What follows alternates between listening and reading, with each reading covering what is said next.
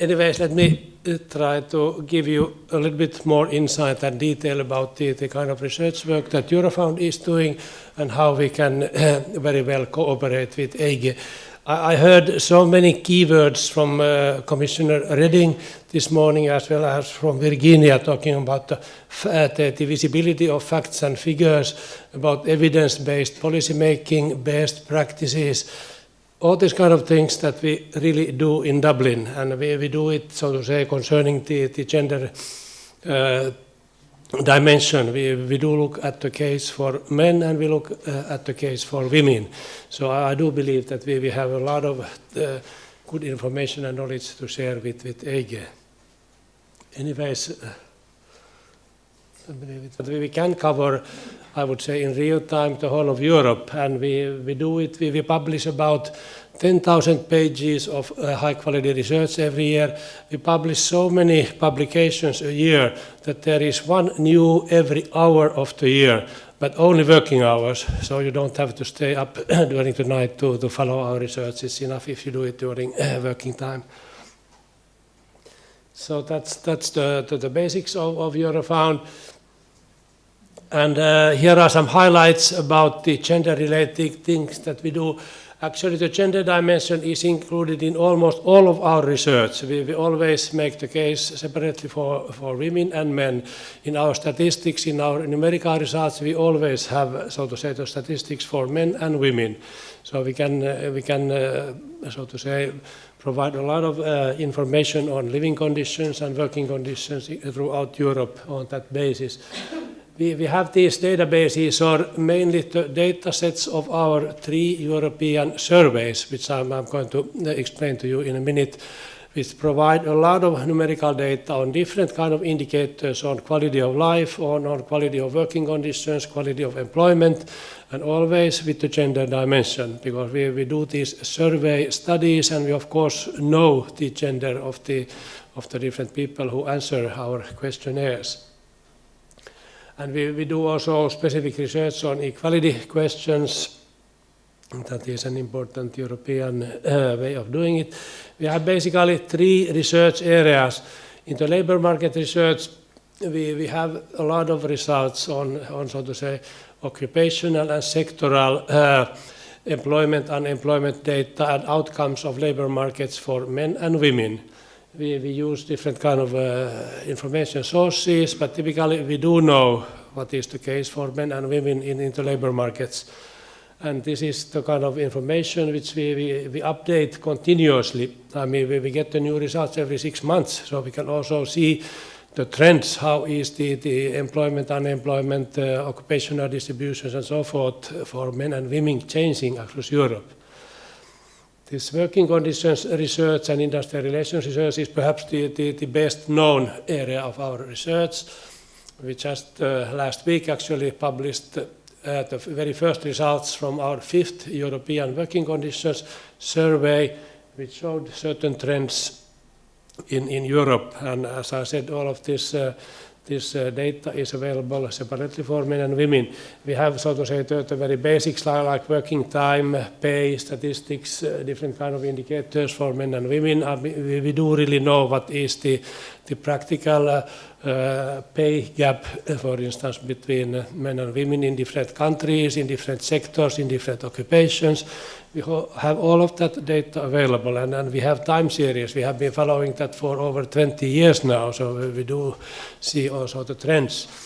We also know that it was mentioned that men and women work differently outside of home and inside of home, and we have that data also. I believe we are probably the only institute in Europe who knows exactly how many hours of unpaid work women do and men do.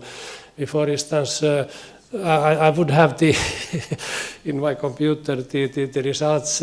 What is the average length of a working day for a woman in a part-time job but working extensively at home? And it shows that the average working time measured that way, I mean the part-time job and the voluntary work at home is longer than the average working day for a man. If you take the full-time job and then the voluntary work besides that. If you are interested, I can pull it up from my computer. But So this work-life balance and the voluntary work has been an important area of work for us. We follow it continuously. Our surveys presented the results and trends. And then we have a number of indicators, of course, the impact of work on health, work intensity, stress, and so forth in different occupations with the gender dimension in different sectors, in different countries.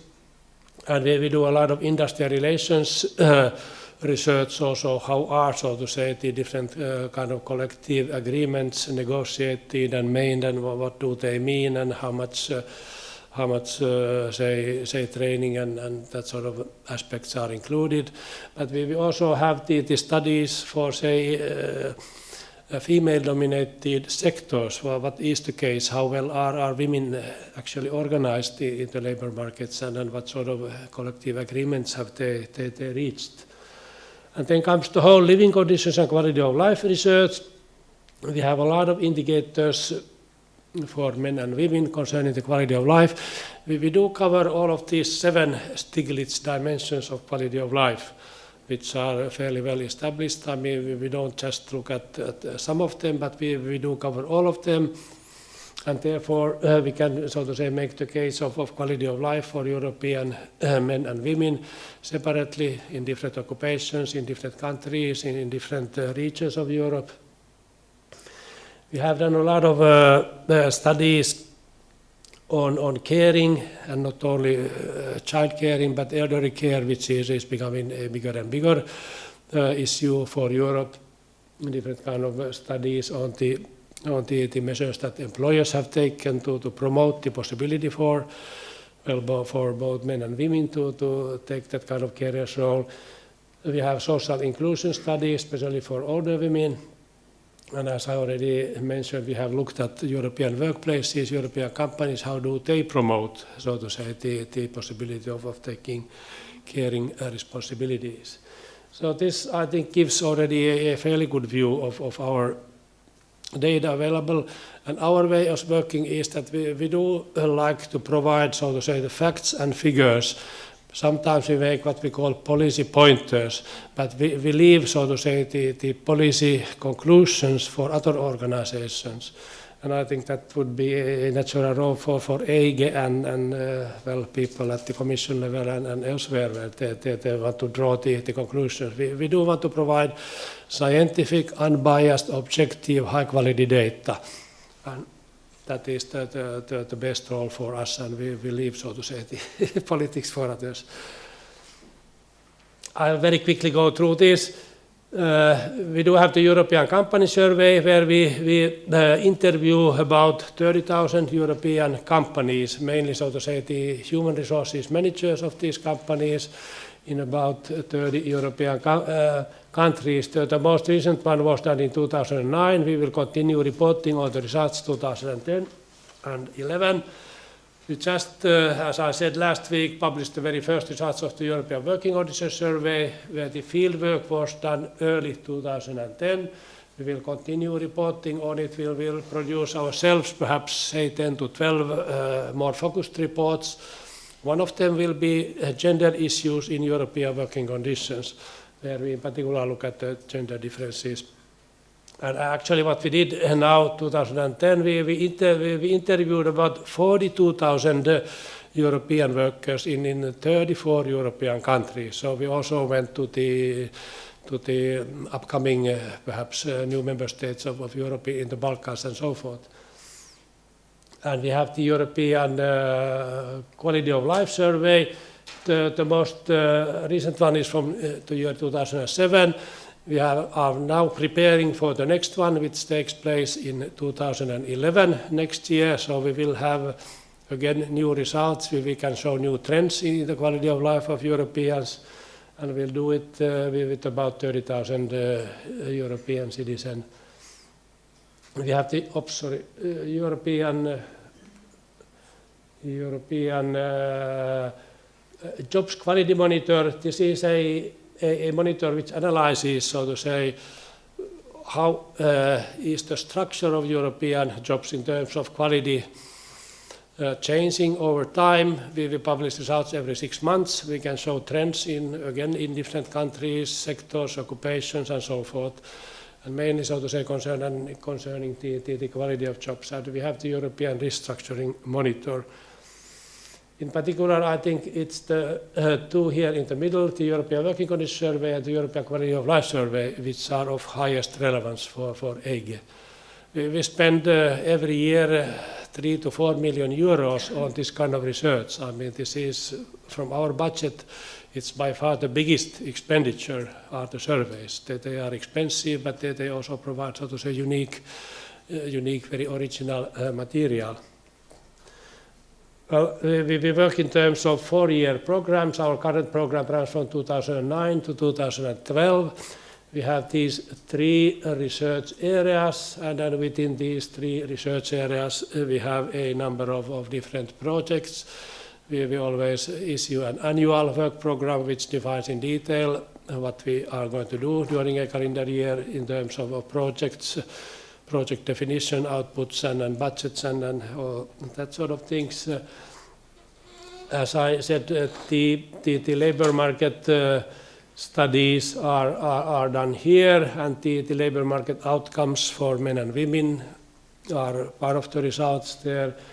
The working conditions matters are dealt with in here, and the industrial relations.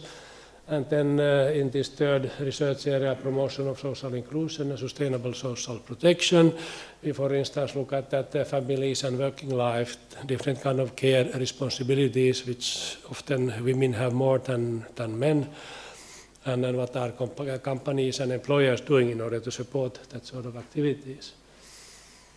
And let me move forward. We publish our results a little bit on paper still, but all of our results are published on our websites. We have what we call observatories. So if you enter one of our observatories, you'll find, so to say, the different kind of reports, but also smaller, so to say, compacts and kind of news articles about the topics which are covered by our observatories. We have the Industrial Relations Observatory, Working Conditions Observatory, Quality of Life Survey, and the Your Life database. We have the Monitoring Center on Industrial Change and Restructuring and so forth. So it's a lot of information. And as I said, we do publish a lot every year.